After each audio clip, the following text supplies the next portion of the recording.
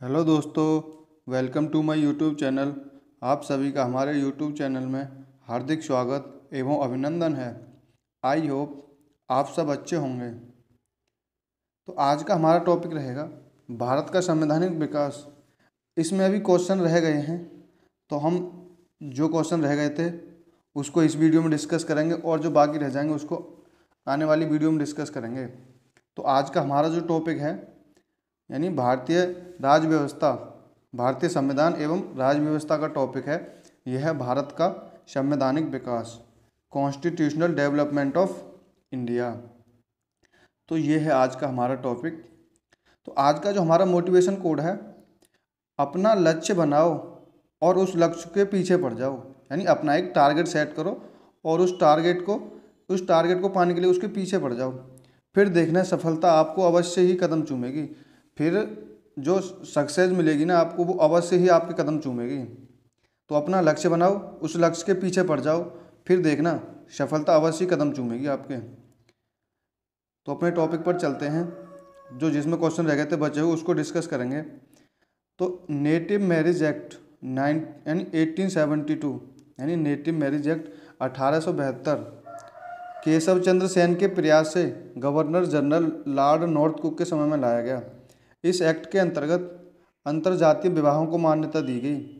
इसमें लड़कियों के विवाह की न्यूनतम आयु 14 वर्ष और लड़कों की 18 वर्ष निर्धारित की गई तथा इस एक्ट के माध्यम से भारत में प्रचलित बहुपत्नी प्रथा को प्रतिबंध कर दिया गया। यानी भारत में बहुपत्नी प्रथा को प्रतिबंधित कब किया गया? तो नेटिव मैरिज एक्ट 1872 के द्वारा।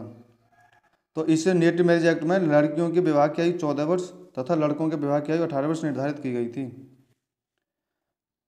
तो नेक्स्ट है हमारा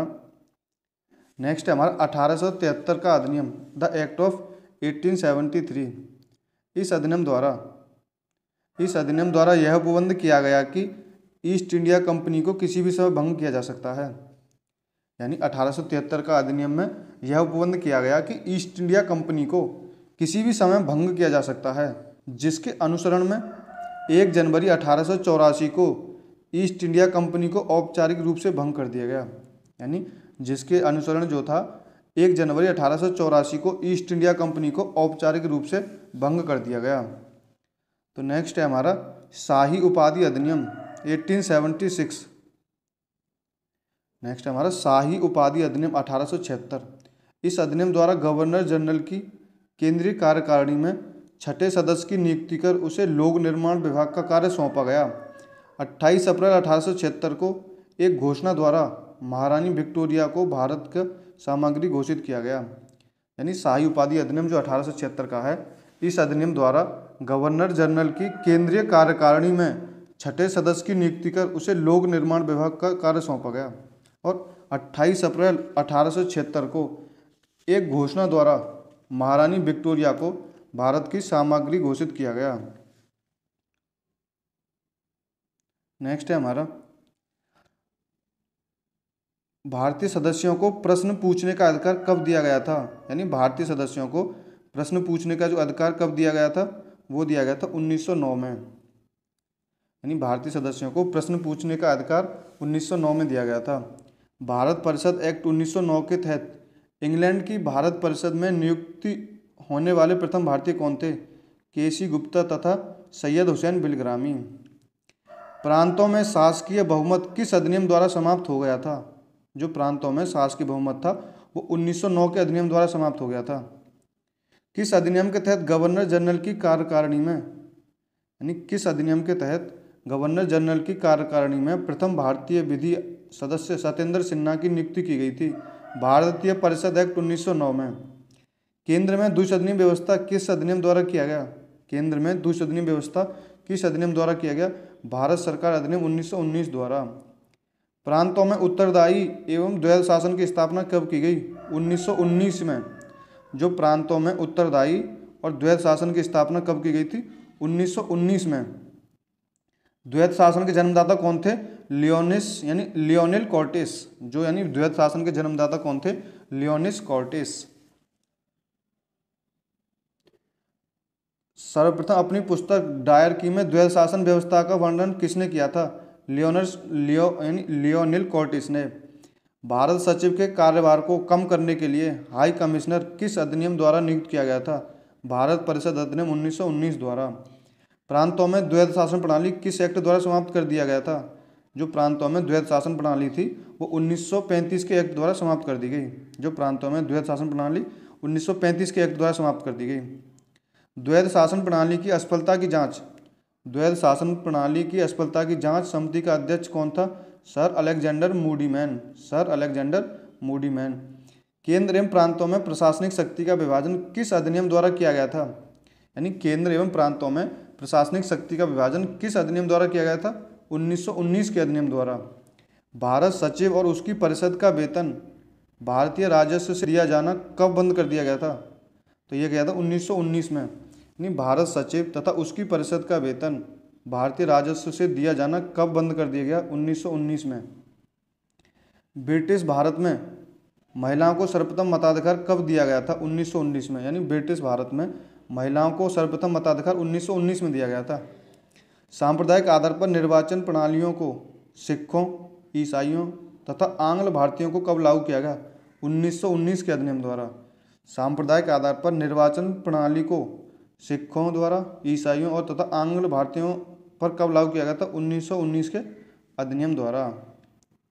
नेक्स्ट है हमारा, यानी नेहरू समिति के सदस्य और उनसे संबंधित दल यानी कौन कौन थे? यानी नेहरू समिति के सदस्य और जो सदस्य थे यानी किस दल से थे?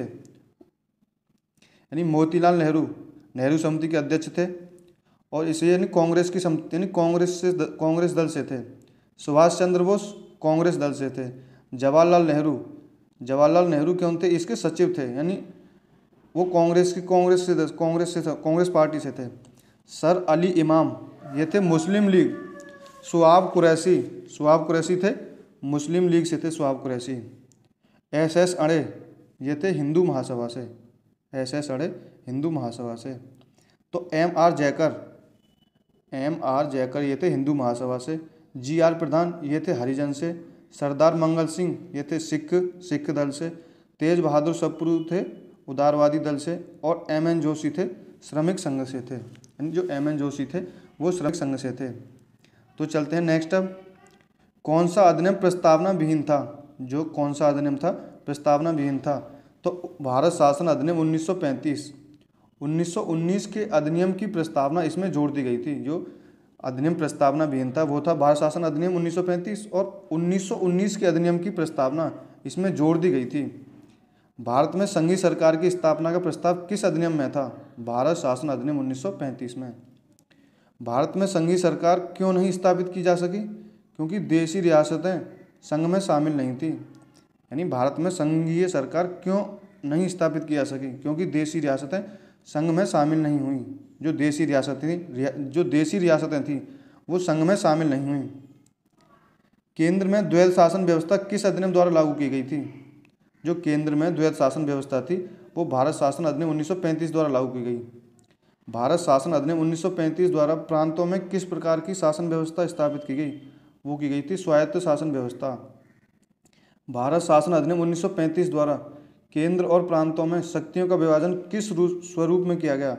वो था निम्न सूचियों में, यानी निम्न सूचियों में।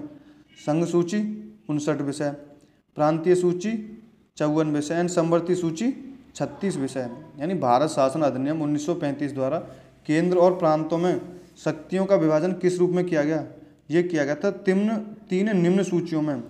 जो पहली थी संघ सूची जिसमें 59 विषय थे, दूसरी थी प्रांतीय सूची जिसमें 54 विषय थे, तीसरी थी समवर्ती सूची जिसमें थे 36 विषय। तो नेक्स्ट हमारा फेडरल यानी संघीय न्यायालय की स्थापना किस अधिनियम द्वारा की गई थी? फेडरल या संघीय न्यायालय की स्थापना किस अधिनियम द्वारा किया गया था? तो भारत शासन अधिनियम 1935 द्वारा। संघीय न्यायालय को कौन सी अधिकारिता यानी कौन सी अधिकारिता प्राप्त थी? जो यानी संघीय न्यायालय था उसको कौन सी अधिकारिता प्राप्त थी? प्रारंभिक, अपीलीय तथा परामर्शदात्री। प्रारंभिक, अपीलीय और परामर्शदात्री।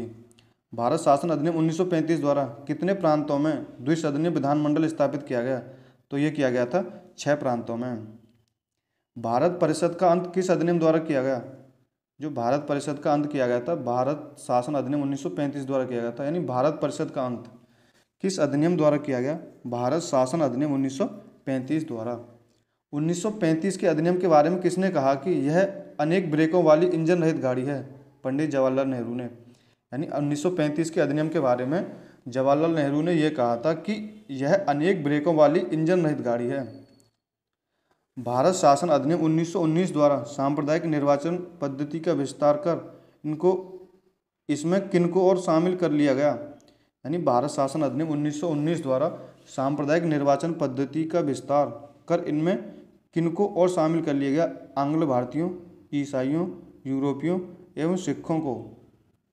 नेक्स्ट है हमारा, भारत शासन अधिनियम 1935 को गुलामी का अधिकार पत्र किसने कहा था?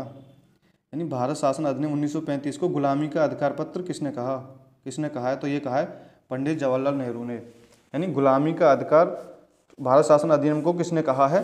तो ये कहा है पंडित जवाहरलाल नेहरू ने। तो ये था आज का हमारा भारतीय संविधान एवं राज्य व्यवस्था से टॉपिक। भारतीय संविधान एवं राज्य व्यवस्था की जो इसमें एक टॉपिक है भारत का संवैधानिक विकास। तो इसमें जितने भी क्वेश्चन बन सकते थे या एग्ज़ाम में आने की दृष्टि से बन सकते हैं, तो यानी सिविल और सर्विस के पॉइंट ऑफ व्यू से वो हमने इस वीडियो में डिस्कस करे हैं। तो आपको वीडियो अच्छी लगी हो तो लाइक करें एंड कमेंट करें और ज़्यादा से ज़्यादा अपने दोस्तों में शेयर करें। और अभी तक हमारे चैनल पर नए हैं तो हमारे चैनल को सब्सक्राइब कर लें, जिससे कि आने वाली हर एक जानकारी आपको समय अनुसार मिल सके। तो थैंक यू गाइस। जय हिंद, जय भारत।